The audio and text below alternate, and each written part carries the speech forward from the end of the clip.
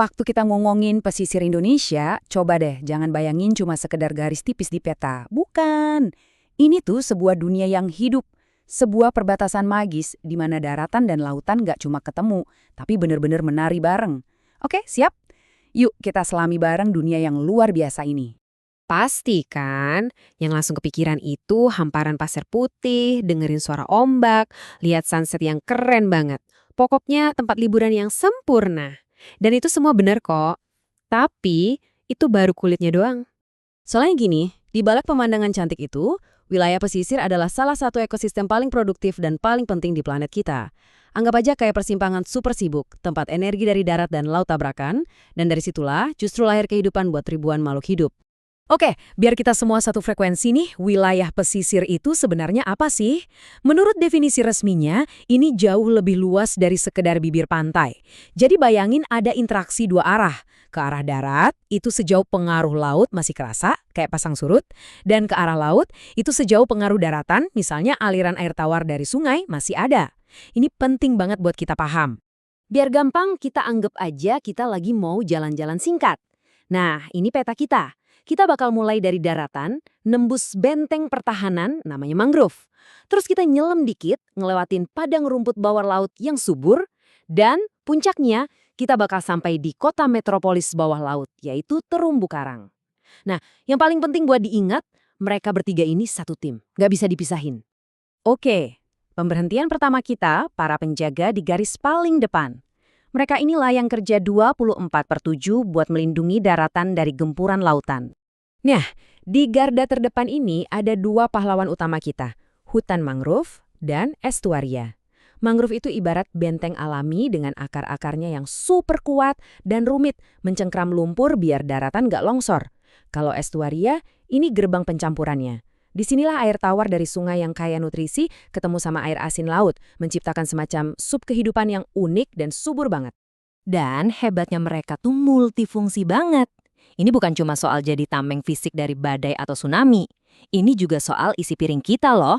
Karena disinilah tempat ikan, udang, dan kepiting bertelur dan besar. Ini soal air bersih, karena mereka itu filter alami buat polutan. Dan yang gila lagi, ini soal iklim global.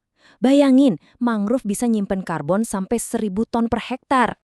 Oke, dari bibir pantai, sekarang ayo kita pasang kacamata renang atau alat selam kita, terus turun ke bawah permukaan air. Di sini nih, kita bakal nemuin harta karung yang jadi fondasi buat semua kehidupan laut yang lebih luas. Begitu nyelam, kita langsung disambut sama hamparan hijau yang adem banget di mata ini. Selamat datang di Padang Lamun. Kalau padi mangrove itu bentengnya, nah anggap aja ini taman kanak-kanaknya lautan. Kenapa dibilang TK? Ya, karena disinilah bayi-bayi ikan dan kehidupan laut lainnya yang masih kecil dan rapuh disekolahin dan diasuh. Lamun ngasih mereka makanan dan tempat ngumpet dari predator. Dan buat mamalia lembut kayak dugong atau penyu hijau, wah, Padang Lamun ini udah kayak restoran buffet utama mereka. Tanpa lamun, banyak spesies ikonik kita bakal terancam punah. Makin dalam kita berenang, akhirnya kita sampai di tujuan akhir perjalanan kita. Dan ini pemandangan yang bener-bener spektakuler. Terumbu Karang. Jangan salah, ini bukan cuma tumpukan batu. Ini adalah kota metropolitan bawah laut yang hidup, penuh warna dan sibuknya minta ampun. Kenapa disebut kota metropolitan? Soalnya disinilah pusat keramaiannya. Ribuan jenis makhluk hidup tinggal, cari makan, dan berkembang biak di sini. Kota ini juga punya fungsi vital lain. Dia ngelindungin pantai dengan mecahin energi ombak dan jadi tulang punggung ekonomi pariwisata bahari Indonesia. Intinya, sehat atau enggaknya terumbu karang kita itu udah kayak rapor kesehatan lautan kita secara keseluruhan. Jadi, poin paling penting dari perjalanan kita ini sebenarnya ada di kutipan ini. Ketiga ekosistem yang barusan kita datangin, mangrove, lamun, dan terumbu karang, mereka itu bukan tiga dunia yang beda-beda. Mereka itu satu kesatuan, satu tim yang solid. Mangrove ngejaga lamun dan karang dari endapan lumpur. Lamun nyediain makanan, karang ngelindungin dua temennya dari hantaman ombak. Rusak satu, yang lain pasti kena imbasnya. Tapi, sayangnya, tim yang super solid ini, sistem yang udah bekerja harmonis ribuan tahun ini, sekarang lagi nggak baik-baik aja. Keseimbangannya mulai goyah, dan ancamannya nyata banget. Ancamannya itu datang dari dua arah sekaligus, kayak serangan ganda.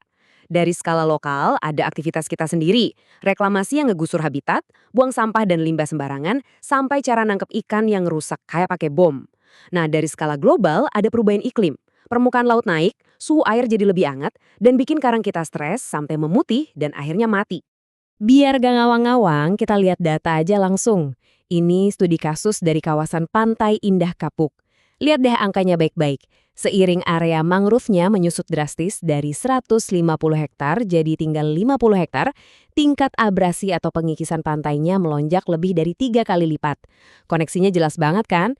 Begitu benteng alami kita dihancurin, ya akibatnya langsung kerasa.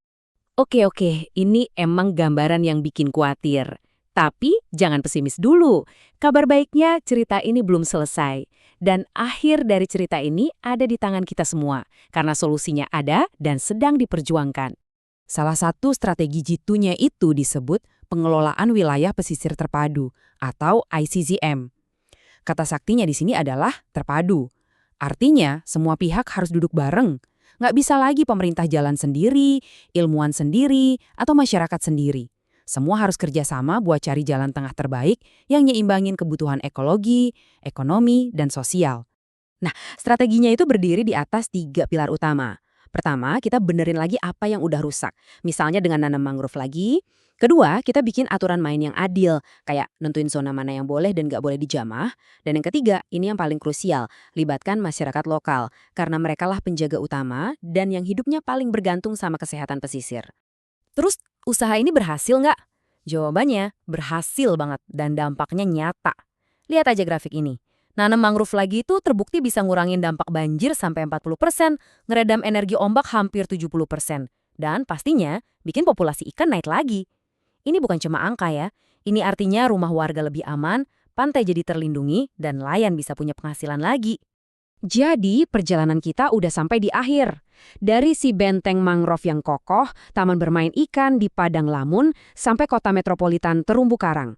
Kita udah lihat bareng keajaibannya, kerapuhannya, dan harapan buat memulihkannya. Semua ini tuh bukan sekedar ekosistem, ini warisan kita bersama. Jadi pertanyaan terakhir bukan buat saya, tapi buat kita semua. Apa langkah kita selanjutnya untuk menjaga harta karun ini?